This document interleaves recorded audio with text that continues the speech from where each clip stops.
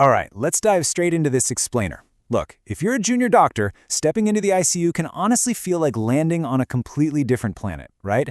But our goal today is to help you truly master the mechanical ventilator. We're going to take you from feeling kind of intimidated on that night shift to confidently managing these complex, life-saving machines. I mean, picture this scenario. You're on call, it's 2 a.m., your patient is acutely deteriorating, and the vent is just blaring that terrifying high-priority alarm. You literally have seconds to know exactly which dial to turn to stabilize them. It's the exact moment every junior doctor dreads, but honestly, it's one you can absolutely master. To get you to that level of confidence, our agenda is super straightforward. We'll hit 5 key areas. First, demystifying the basic dials. Then, adjusting settings using ABGs. After that, we'll cover ARDS and the lung protective strategy, move on to obstruction with asthma and COPD, and finally, wrap up with troubleshooting high-pressure alarms. Let's get into it. Section 1. Demystifying the basic dials. We're starting right in the ordinary world of the ICU to unpack those core steering and acceleration controls. First up is tidal volume. Simply put, this dictates the absolute size of the breath delivered to your patient. And here's the kicker. You don't just guess this number. It is typically set based on the patient's predicted body weight, not their actual weight.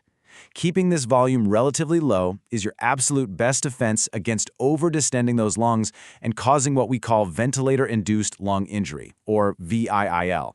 Next up is PEEP, or positive end expiratory pressure. You can think of this as your magical tool for holding those tiny air sacs open so they don't completely collapse when the patient exhales.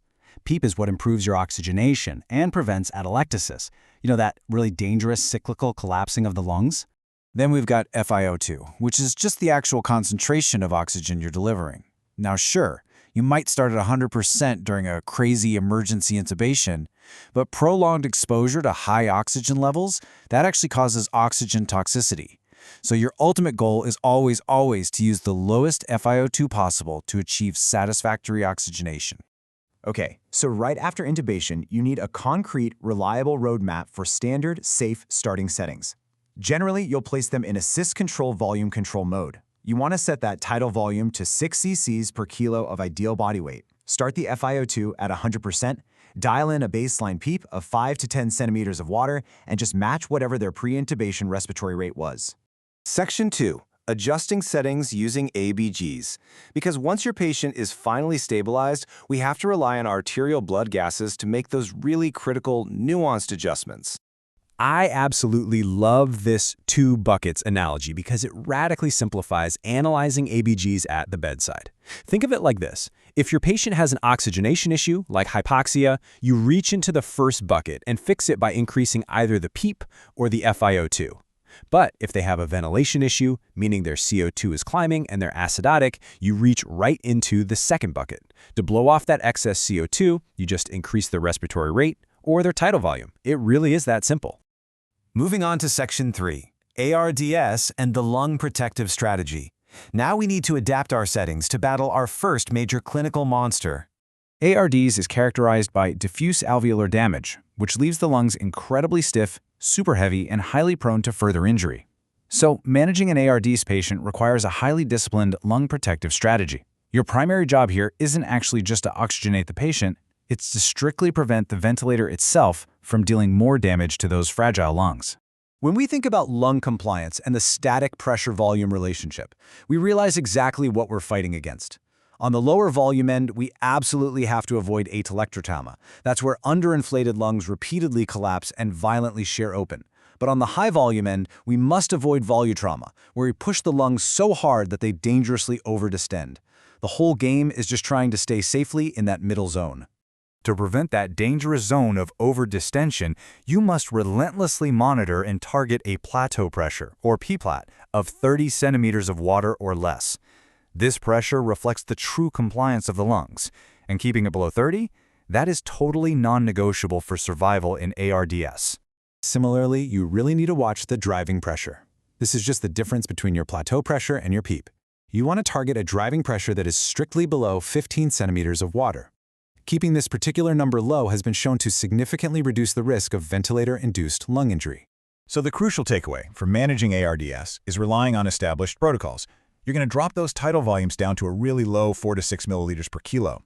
You'll use the classic ARDS net tables to guide your PEEP and oxygen tweaks, and this is hard for some people, you just accept slightly lower oxygenation targets to guarantee you aren't accidentally blowing out the lungs. Section 4, obstruction, specifically asthma and COPD. This clinical phenotype requires you to completely flip your mindset. Notice the stark contrast here. Our ARDS patients have these stiff lungs that desperately need pressure to pop them open, right? While our obstructed COPD and asthma patients are the exact opposite. They are already hyperinflated. Air goes in fine, but because of severe airway resistance, it just can't get back out. This creates a dangerous trap called auto-PEEP. They definitely don't need more pressure, they simply need way more time to exhale. To give them that precious time to exhale, we practically slash the respiratory rate and the tidal volume.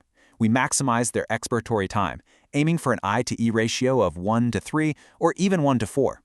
Now, because we're breathing for them at such a slow pace, their CO2 is naturally going to rise. This is a deliberate, calculated strategy called permissive hypercapnia. Basically, we let their CO2 climb as long as their pH stays at a tolerable level, usually right around 7.20. Finally, Section 5, troubleshooting high-pressure alarms. Let's talk clinical rescue for when that alarm inevitably starts screaming on the ward. First rule, take a breath and don't panic. Just follow the algorithm. Step 1, ask your respiratory therapist to temporarily bump up the peak pressure alarm setting so the patient actually receives their full tidal volume breath. Step 2, immediately check an inspiratory pause to measure your plateau pressure. And step 3, do an expiratory pause to see if any air is getting trapped as auto-PEEP. The whole secret to decoding that alarm lies in the plateau pressure you just checked. Think about it. If the peak pressure is sky high but the plateau pressure is perfectly normal, you're dealing with an airway resistance problem. Maybe the patient is biting the tube, maybe the tubing is kinked, or maybe they just need suctioning. But if that plateau pressure is elevated alongside the peak pressure, you've got a deep lung compliance problem. That means their ARDS is worsening, or maybe they've developed a pneumothorax or pulmonary edema. I want you to remember this parting thought the next time you step onto the ward. The mechanical ventilator is a bridge. It is not a cure for the underlying disease. As a junior doctor, your ongoing mastery of these dials is what ensures that bridge actually leads to healing, rather than causing even more harm. So are your settings healing your patient's lungs today or injuring them further? Keep practicing, keep analyzing those ABGs, and I promise you'll be running these machines like an absolute pro.